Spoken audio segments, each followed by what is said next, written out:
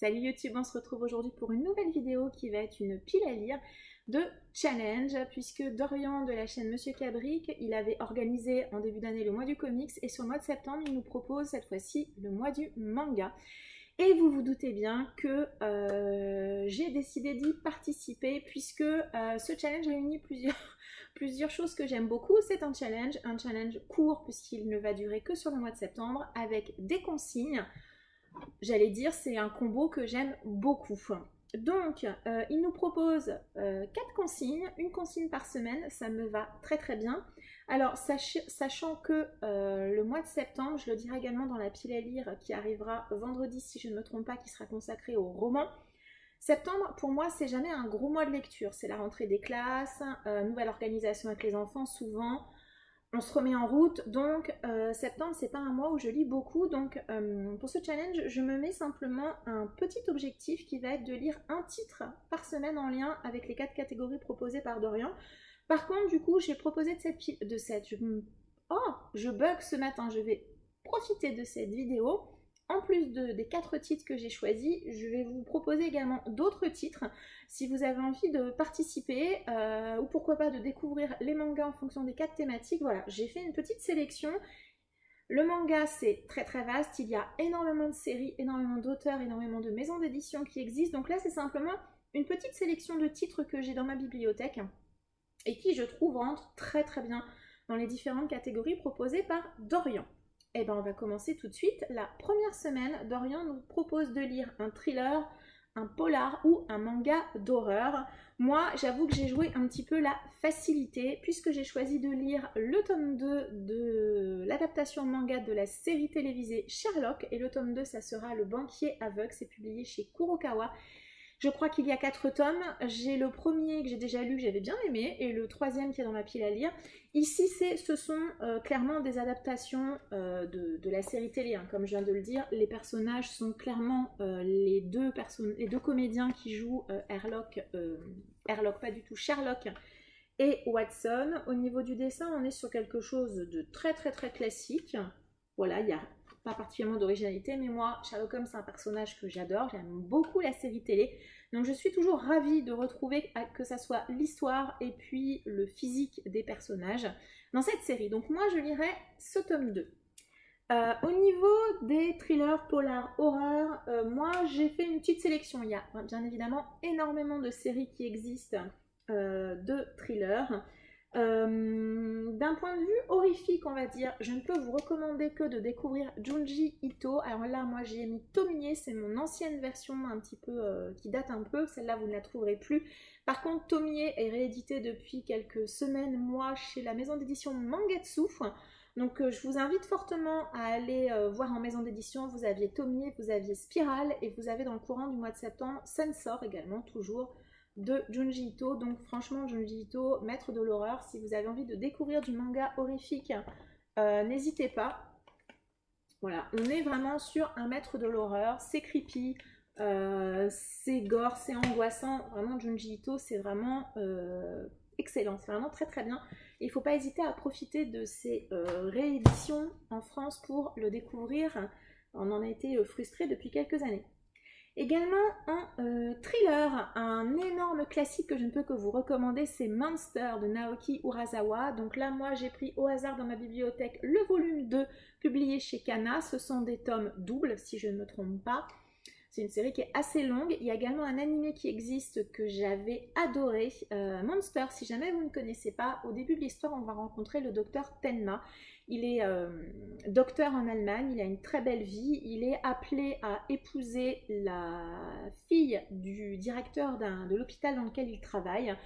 On envisage également qu'à terme il puisse reprendre la direction de cette clinique, donc une très très belle vie s'annonce à lui. Malheureusement, un jour, il va faire un choix qui va bouleverser complètement toute sa vie, puisque le même jour arrive à l'hôpital un jeune garçon blessé et le maire de la ville également blessé. Le docteur Tenma est considéré comme le meilleur chirurgien de cette clinique et on lui demande expressément de soigner le médecin.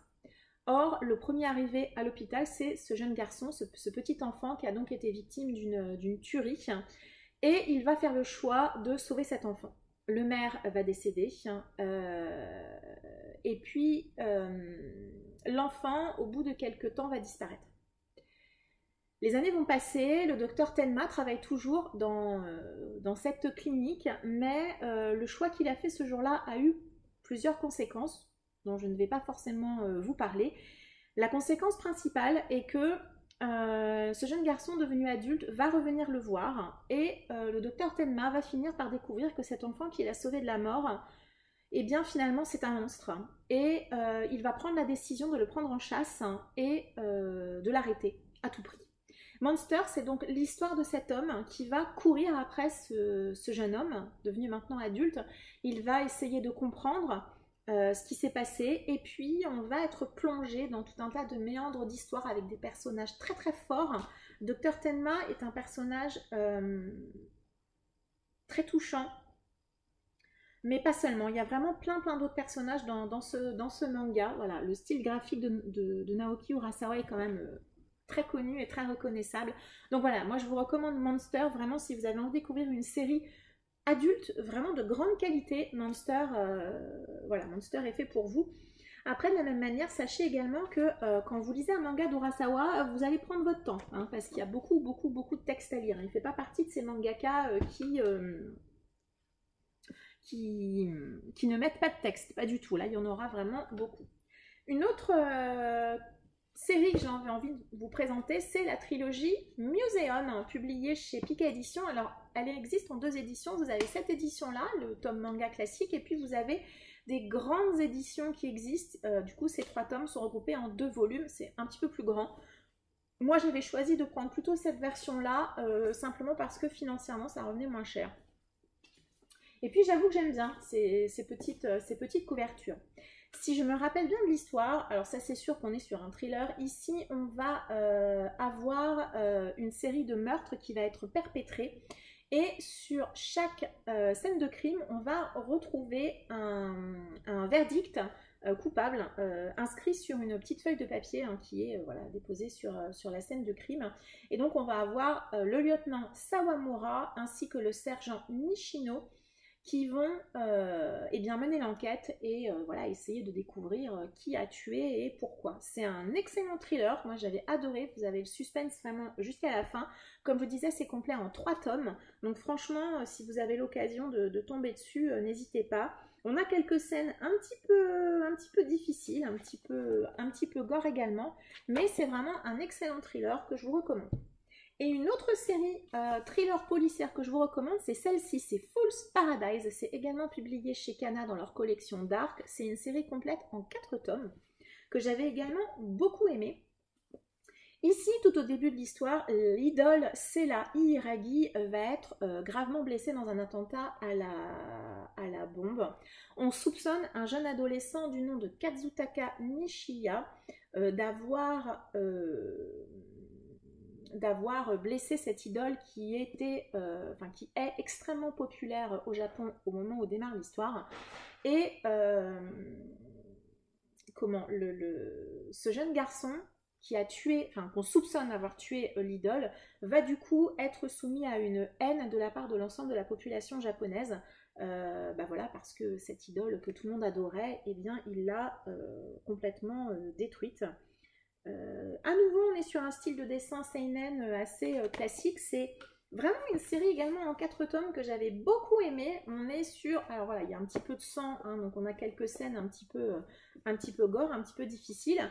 Je le réserve plutôt à un public adulte ou jeune adulte, en tout cas, qui est habitué à lire des choses un petit peu dures. Mais en tout cas, c'est une très très chouette enquête que moi je vous recommande. Donc voilà, également série complète en 4 tomes. Si vous avez l'occasion de tomber dessus, franchement, n'hésitez pas. Et puis bien également, je ne l'ai pas dit, mais les 2 autres tomes, hein, de Sherlock qui sont des one-shots rendent également complètement dans cette catégorie. Il y a également quelque chose que je voulais dire que je n'ai pas dit au démarrage de ma vidéo, mais il y a certains des titres que je présente qui peuvent rentrer bien évidemment dans l'une ou l'autre des catégories. Le challenge d'Orient est extrêmement flexible, donc voilà, n'hésitez pas à faire en fonction de ce qui vous convient. Deuxième semaine, donc j'ai comme d'hab, hein, j'ai mon anti-sèche, hein, je précise. Deuxième semaine, il nous demande de lire un titre de SFFF, donc science-fiction, fantasy ou fantastique. Moi, j'ai choisi d'y mettre Celui qui hantait les ténèbres de Gu Tanabe. C'est publié par Kiun dans leur sublime collection Les chefs-d'œuvre de Lovecraft. Donc c'est donc une adaptation du texte de Lovecraft, texte que je ne connais pas. C'est un manga tout court. J'avoue que je ne sais pas trop de quoi ça parle, puisque dans cette collection, moi, je les achète quasiment les yeux fermés. Alors, vous ne les voyez pas là, mais ils sont ici tous les autres. Hein. Donc, les montagnes hallucinées dans l'abîme du temps, l'appel de Cthulhu et la couleur tombée du ciel, tous, ils peuvent rentrer dans cette semaine. Il y a également un titre qui va sortir ce mois-ci, qui est Le cauchemar d'Innsmouth, que je n'arriverai toujours pas à prononcer, qui rentre également, bien évidemment, dans cette catégorie. Hein. C'est effectivement une catégorie, comme l'a dit Dorian, où vous pouvez vraiment mettre énormément de choses, hein. Science-fiction, fantasy, fantastique. Dès que vous avez des pouvoirs magiques, enfin voilà, vous pouvez mettre énormément de choses. Quasiment tout ce qu'on appelle les shonen rentre à l'intérieur, les One Piece, les Bleach, les Fairy Tail, My Hero Academia, One Punch Man, tout ça, ça rentre sans aucun souci. Moi, j'ai fait une petite sélection un petit peu différente. Rentre bien évidemment la duologie Blue Hole que je vous ai présentée juin ou juillet, je sais plus. Bref, le tome 1 est sorti il y a peu, le tome 2 sortira en septembre. Ça sera donc une série terminée en 2 tomes. Donc c'est publié chez Pika dans leur collection graphique, très très jolie édition. Ici c'est de la science-fiction, tout simplement. Ici au début de l'histoire, on découvre un œuf, je crois, non, un poisson. Le spécimen d'un poisson disparu depuis 65 millions d'années. Un groupe de scientifiques va donc essayer de remonter à l'origine de là où est découvert ce poisson. Ils vont découvrir un trou, ils vont être aspirés dans ce trou et ils vont se retrouver 65 millions d'années en arrière. Voilà, donc je pense que là, ils vont probablement essayer de revenir dans leur époque, etc. Découvrir un monde pas forcément bienveillant, hein, voilà, je pense qu'ils vont devoir lutter pour leur survie. C'est de la science-fiction, ça rentre tout à fait dans cette semaine, et en plus c'est une série qui sera complète en 2 tomes, donc pourquoi pas. Une autre série qui rentre tout à fait dans cette catégorie, une série un petit peu ancienne, c'est Crossholic, qui est donc réalisée par le collectif Clamp. C'est publié également chez Pika Éditions. Alors Crossholic, moi c'est un manga que je n'ai pas lu, par contre j'ai vu les adaptations animées que j'avais juste adorées. Alors ça date un petit peu. On va suivre le jeune garçon que vous voyez ici. Il a comme particularité, si je me rappelle bien, de voir les fantômes. Par un hasard, il va se retrouver à aller chez une femme qui a la possibilité de suspendre, on va dire, son pouvoir. Par contre, elle accepte de le faire, mais il va devoir lui rendre quelques petits services, hein, et il va donc accepter. Il ne verra plus les fantômes, mais il va devoir travailler pour cette femme. Est-ce qu'au début de l'histoire, on a une présentation des personnages? Non. Non, non, non. Et vous vous doutez bien que tout au long de ces 19 tomes, eh bien les Clamp vont développer une histoire que moi j'avais beaucoup aimée, avec des personnages très attachants, beaucoup de mystère, beaucoup de suspense. Et franchement, c'est une série un petit peu ancienne, c'est pas forcément celle dont on parle le plus concernant Clamp. Moi, c'est un animé en tout cas que j'avais adoré. Le manga est dans ma pile à lire depuis un petit moment d'ailleurs. Et voilà, franchement, je vous recommande Crossholic, l'anime ou le manga. Au niveau du dessin, on est sur... Alors, il est mis dans la collection Seinen, je pense que c'est un Seinen. Au niveau du dessin, c'est vrai que Clamp ont tendance à faire quelque chose d'assez shoujoesque, ça n'existe pas, mais c'est pas grave. Hein, au niveau du style, mais c'est toujours magnifique. Enfin, franchement, moi je sais que l'animé, je l'avais adoré. C'est d'ailleurs pour ça que le manga était arrivé dans ma pile à lire, puisque dans l'animé, vous n'avez pas toutes les réponses à vos questions. C'est une excellente série que je vous recommande. Il y a également beaucoup d'autres séries de Clamp, hein, qui peuvent rentrer dans cette catégorie. Cardcaptor Sakura, bien évidemment. Chobits, bien évidemment également. Kobato, il me semble également. Une autre série de science-fiction, j'en ai parlé il y a très peu de temps, je vous la recommande, c'est Akira de Katsuhiro Otomo, publié chez Glénat. Aussi, on est dans un apocalyptique, post-apocalyptique. J'en ai parlé il y a peu, je ne vais pas forcément en reparler, c'est un énorme classique. Cette version-là est complète en 6 tomes. Je ne saurais trop vous conseiller de découvrir Akira, c'est un monstre de la science-fiction japonaise, du manga. Mais c'est vrai qu'au niveau mondial, ça reste un titre très connu et je pense qu'il a également pas mal influencé d'autres artistes. Donc franchement, moi je vous recommande bien évidemment Akira. qui peut rentrer également dans une autre catégorie. Un autre énorme classique que j'ai sorti de ma bibliothèque, c'est celui-ci, c'est The Ghost in the Shell de Shiro Masamune. Moi, j'ai cette nouvelle version qui a été publiée chez Glénat. Je n'ai pas lu le manga. On a un style qui est également très dense. Alors, je sais que Masamune Shiro fait beaucoup de notes de bas de page. Voilà, hop, on en a ici. Tac, hein, voilà, ça va pas être facile à lire, à mon avis. C'est un grand classique. On a quelques pages en couleur. C'est un énorme classique de la science-fiction, The Ghost in the Shell. Moi, j'ai vu le film de Mamoru Oshii, qui n'avait pas été une grande réussite. Par contre, les versions animées Ghost in the Shell SAC, j'avoue que je ne sais plus ce que veut dire le SAC, je les avais adorées, vraiment, c'était excellent. Si vous aimez les enquêtes policières dans un univers futuriste, franchement, n'hésitez pas à regarder l'anime qui est vraiment très très réussi, même visuellement. Ici, on va suivre le Major, j'ai oublié comment elle s'appelle. Le Major Kusanbe, je ne sais plus comment elle s'appelle, j'ai un trou de mémoire. Donc le Major qui est ici, elle a comme particularité d'avoir une âme à l'intérieur d'un corps qui est entièrement cybernétique. Et c'est vrai que dans Ghost in the Shell, une des questions qu'on va retrouver principalement, c'est l'importance de la machine, le lien entre l'âme et la machine. Qu'est-ce qui fait de vous un être humain? Est-ce que c'est votre corps? Est-ce que c'est votre âme? On est vraiment dans un univers cyberpunk de science-fiction futuriste. Voilà, si vous aimez cet univers, franchement, allez-y, c'est vraiment une série. Alors moi, l'animé, comme je disais, j'avais beaucoup aimé l'animé, un petit peu moins le film de Mamoru Oshii, mais Mamoru Oshii est à mon goût un petit peu trop contemplatif. Voilà, c'est juste une question de goût. Après, je pense qu'il y a beaucoup de gens qui ont aimé. Visuellement, en tout cas, il était magnifique. Je n'ai pas regardé la version américaine avec Scarlett Johansson. Je n'ai aucune intention de la regarder, je vous le dis tout de suite. En tout cas, celui-ci rentre très très bien dans la catégorie SFFF. Un autre titre que j'adore, c'est Jizo de Mato et Mr. Tan, publié chez Glénat. C'est un de mes plus beaux coups de cœur graphiques de l'année 2020. Je l'ai adoré. Ici, on va rencontrer le jeune garçon qui est ici, qui est perdu dans un parc. Et un autre petit garçon va venir le voir et va lui proposer de l'aider à retrouver son chemin à travers ce parc. Une thématique qui n'est pas forcément originale, mais le traitement qui en effet est extrêmement réussi. C'est un titre court, c'est un one-shot. Je vous l'ai déjà dit à plusieurs reprises, je vous recommande énormément de lire Jizo. Moi, c'est un titre qui m'a beaucoup touchée. La thématique est une thématique qui, de manière générale, me touche beaucoup. Je pense que c'est pour ça que je l'ai peut-être autant aimé, mais voilà, c'est vraiment une très très jolie réussite. Au niveau du style graphique, voilà, on est sur quelque chose comme ça. Peu de trame, un dessin très blanc, très doux. Voilà, vraiment, moi j'ai adoré Jizo et je ne peux que vous le recommander. Il rentre parfaitement dans la catégorie, parfaitement. Et le dernier titre dont j'avais envie de vous parler, c'est une méga pavasse. Attention, ce que je vais faire, c'est que je vais vous montrer d'abord la pavasse et après la série. C'est donc Planète de Makoto Yukimura. Moi j'ai l'intégrale qui a été publiée chez Panini Manga. Alors si je me rappelle bien, il y a également des versions manga voilà, de ce format-là un petit peu plus classique. Je crois que c'est une série en 5 tomes. Je dois bien avouer que celle-là, si vous voulez sortir de chez vous pour l'emmener avec vous, c'est un petit peu compliqué.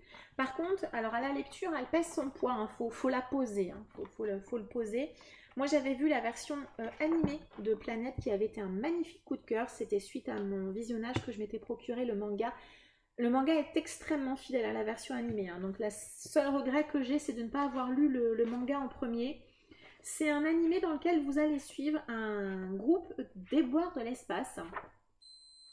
Je suis désolée, je pense que vous venez d'entendre la sonnerie. C'est mon lave-vaisselle qui vient de se terminer. Désolée. J'ai oublié d'éteindre avant de lancer ma vidéo. C'est pas très très grave, je pense. Donc je disais, dans Planète, on va suivre un groupe d'éboueurs de l'espace, puisque bien l'être humain a conquis l'espace. Il s'est étalé, j'allais dire, mais il n'a pas perdu ses bonnes habitudes. Il continue de balancer ses saloperies partout dans l'espace.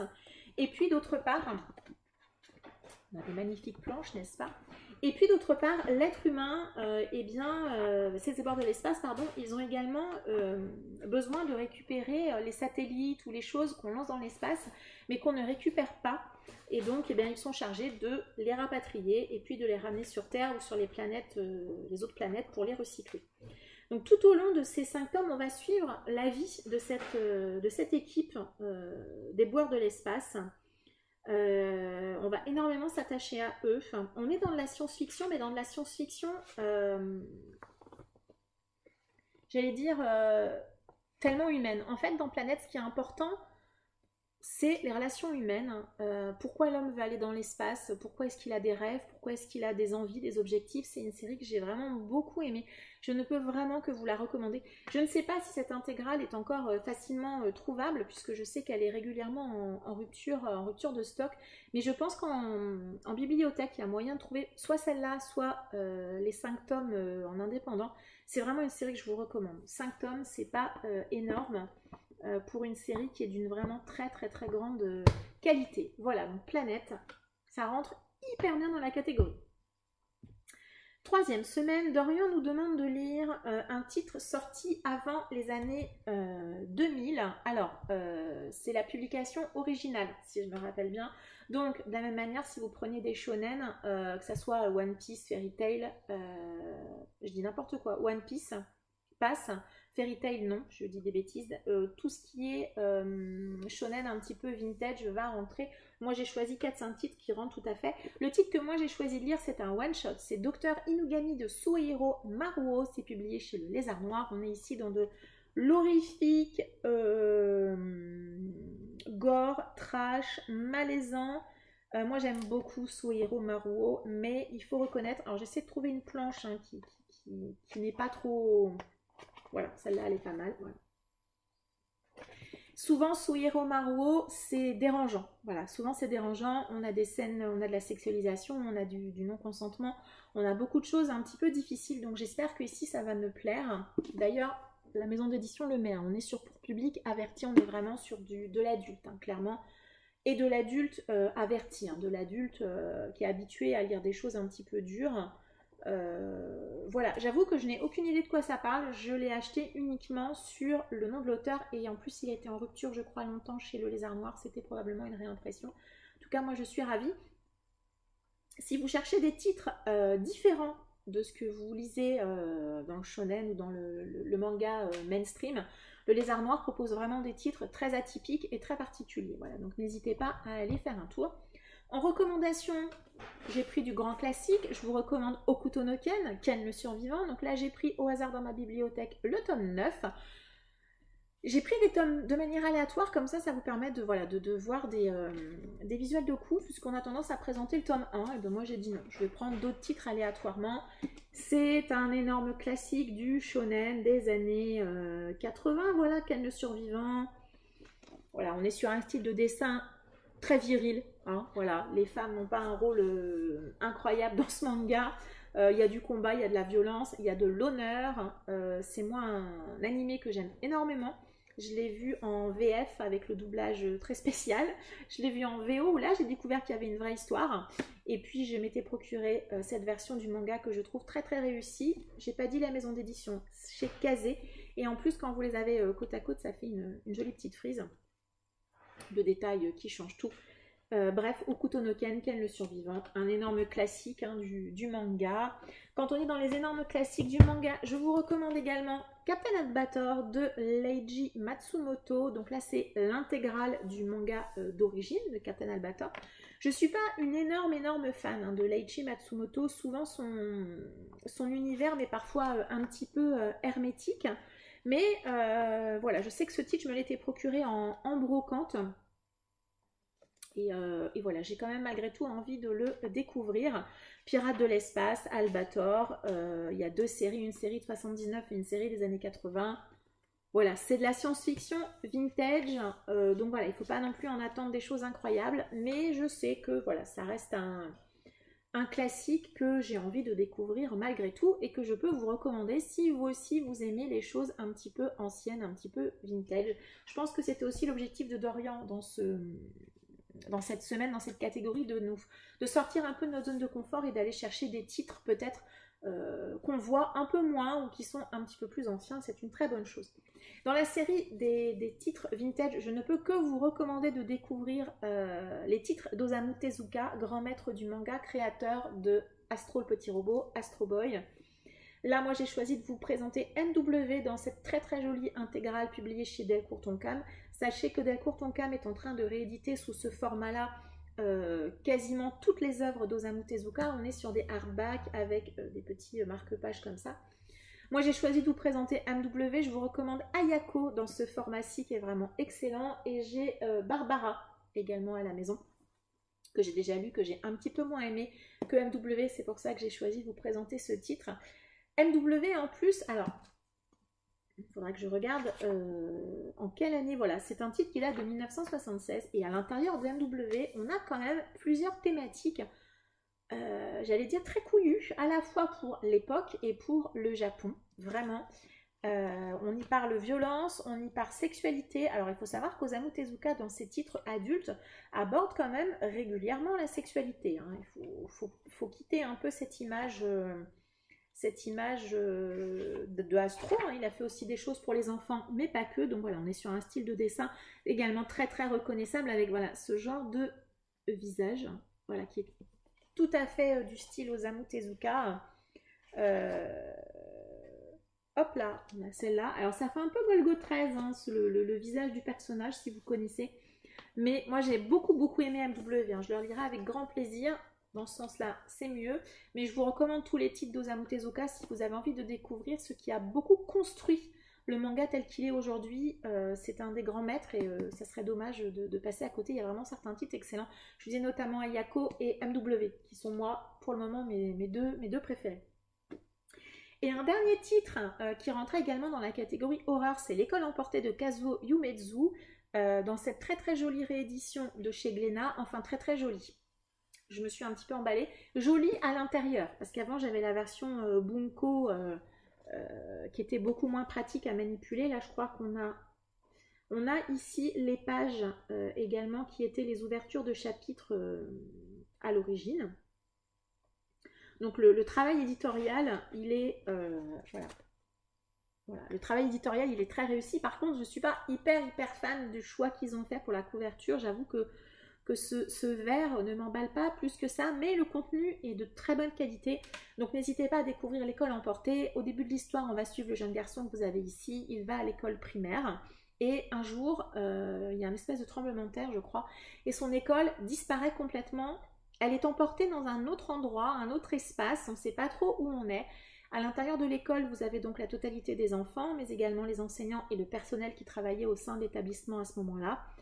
Ils vont se retrouver isolés, ils vont essayer de comprendre où ils sont, et puis vous vous doutez bien, on est dans un huis clos, et souvent dans les huis clos, j'allais dire, la vraie personnalité de chacun se révèle. Donc, vous vous doutez bien que Kazuo Umezu, c'est également un des grands maîtres du manga horrifique.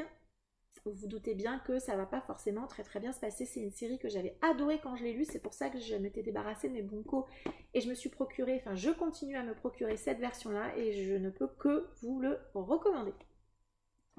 On peut également le mettre dans la catégorie SFFF, hein, clairement. Et dernière semaine, il nous propose de lire un manga que l'on considère comme chill, détente. Alors là, ce qui est génial, c'est que le chill, vous pouvez y mettre tout ce que vous voulez, vraiment. Il y a certains titres que je vous ai présentés avant que moi, personnellement, j'aurais mis en chill, notamment Okuto no Ken, parce que ça a un côté doudou pour moi, quand bien même le manga en lui-même, il est tout sauf doudou, on est bien d'accord. Le titre que j'ai mis dans ma palle, c'est Globule, une vie de lapin, que je n'ai pas encore lu, ça fait déjà plusieurs fois que vous le voyez, et ça serait bien quand même que je le sorte. Je n'ai mis que le tome 1 parce que c'est du Kodomo, c'est-à-dire qu'en fait, vous avez une petite histoire sur 4 cases. Je me dis que sur une semaine, je devrais pouvoir le caser et le lire tranquillement. Ici, voilà, c'est tout simplement une histoire de lapin. Bon, rien d'incroyable. Pour ne pas faire de jaloux, dans les recommandations, je vous présente Sa Majesté le chat. C'est un petit peu comme Globule, mais là, c'est pour les chats. Voilà, de Akihiro Kimura. C'est publié chez Doki Doki. Et la particularité de ce petit one-shot, c'est qu'il est complètement en couleur. C'est pas du Kodomo, ce sont des petites histoires de chats. Donc voilà, si vous aimez les chats, c'est un one shot, ça vous engage à rien. Du chill, ça rentre tellement bien. C'est Dans l'ombre de Krimi chez Kurokawa. Le manga est de Emi Mitsuki. 2 tomes sont parus à ce jour. Le 3e septembre, peut-être octobre, je ne sais plus. Ici on y suit Yu, une petite fille qui a possibilité de se transformer en Creamy. Creamy est une idole, donc une jeune femme qui chante et qui fait du cinéma, de la télé, tout un tas de choses. C'est un concept qui est très asiatique. Voilà, c'est chou. J'avoue que je ne l'ai pas encore lu, mais le dessin me ressemble tellement à l'animé des années 80 que j'adore, que pour moi, si je le lis, ça serait clairement du chill et du doudou. Un autre titre complètement chill, c'est Yotsuba. C'est également publié chez Kurokawa, c'est bien ce qui me semblait. C'est de Kiyohiko Azuma, c'est du tranche de vie. On y suit cette petite fille qui s'appelle Yotsuba dans sa vie de tous les jours, sa vie quotidienne. Voilà, vous allez voir que les titres que moi j'ai mis en chill, ce sont souvent des mangas un petit peu d'ambiance, un petit peu avec des petites histoires qui se suivent. J'aime beaucoup le style graphique de Yotsuba. Un manga doudou, un manga tout en douceur, et je pense qu'en cette rentrée, on va en avoir besoin. Je vous recommande également Escale à Yokohama de Hitoshi Ashinano. C'est publié chez Meian. Ce titre peut également rentrer dans la case SFFF, puisqu'on y suit Alpha, la demoiselle que vous avez ici, qui est en fait un robot. Et elle tient un café. Et eh bien, je pense qu'en tenant ce café, elle va être amenée à bien rencontrer des gens, différentes personnes. Je dois bien avouer que, voilà, Yotsuba, pas du tout. Escale à Yokohama, pour moi, c'est ça. Je n'ai pas lu le manga, j'avais vu la version animée que j'avais adorée, qui était effectivement toute douce, toute cocooning. Vraiment, j'avais adoré l'animé, donc je pense que le manga, on est dans le même trip. Un autre manga chill et doudou, c'est Minuscule. Là, j'ai mis le tome 4 de Takuto Kashiri. C'est publié chez Komiku. Déjà, un très joli objet livre. J'aime beaucoup le travail de Komiku sur la charte graphique avec voilà, ce petit contour et tout ça. Ici, on essuie des petits êtres, des minuscules. Eh bien, pareil, un peu comme Yotsuba, dans leur vie. Ils vivent dans un jardin, je crois. Voilà. On les suit dans leurs petites aventures du quotidien, puisque quand on est minuscule, eh bien tout est aventure. Hein, voilà. J'aime beaucoup le dessin de minuscule et ça m'a l'air tellement choupi que voilà, je vous recommande Minuscule si jamais vous ne connaissez pas. Et le dernier titre que j'ai mis dans cette catégorie chill, c'est Aria, The Masterpiece de Kozue Amano. C'est réédité chez Kiun dans cette très jolie édition. Kiun font vraiment un très joli travail. Ici, ça rentre également dans la case SFFF, puisqu'on va être sur Mars, qui a été terraformée, et cette jeune demoiselle a comme objectif de devenir gondolière. C'est assez original, et voilà, pareil, on la suit sur Mars, dans sa petite vie, avec ses amis. C'est doux, c'est agréable. Pour moi, c'est intégralement et complètement chill. Le dessin est magnifique. Voilà, si vous ne connaissez pas Aria également, je vous recommande ce très joli titre. Et j'y pense, il y a également un titre qui pour moi rentre également dans le chill. C'est les titres, les œuvres de Jiro Taniguchi. Donc là, moi j'ai Quartier lointain dans cette intégrale Françoisir, mais vous le trouvez également chez d'autres maisons d'édition. Et ce titre, je viens de vérifier, rentre également dans le pré-2000 puisqu'il est sorti en 1998. Donc franchement, Taniguchi, de la même manière, si vous ne connaissez pas, n'hésitez pas à le lire. On est sur un style graphique, je trouve, assez franco-belge. Il y a beaucoup d'œuvres de Taniguchi hein, qui pour moi passent à la fois dans le chill et puis dans le pré-année 2000. Mais voilà, un peu comme Tezuka, si vous voulez découvrir le manga, n'hésitez pas à aller chercher des titres de Taniguchi. Et là, pour le coup, je suis certaine que du Taniguchi, vous en avez en bibliothèque. Voilà, j'ai terminé cette vidéo pile à lire et recommandations. Donc voilà les 4 titres que je vais essayer de lire dans le courant de ce mois-ci. Alors je dis que je vais essayer parce que peut-être que je changerai certains titres, sait-on jamais, en fonction de mon humeur. Vous savez que j'ai tendance aussi un peu à suivre, voilà, tout simplement mes envies. N'hésitez pas à participer à ce challenge. Voilà, j'allais dire 4 titres, c'est tout à fait faisable sur un mois. N'hésitez pas à m'indiquer en commentaire si vous connaissez certains des titres que j'ai proposés, à me donner votre avis, voilà, pourquoi pas. N'hésitez pas à également aller sur la chaîne de Dorian, il a fait une vidéo présentation du challenge et également une autre vidéo pâle et recommandations. Je me rends compte que ma vidéo a été assez longue, je ne pensais pas parler aussi longtemps. Je vous remercie en tout cas d'être allé jusqu'au bout. Je vous souhaite une agréable journée et je vous dis à très bientôt. Ciao!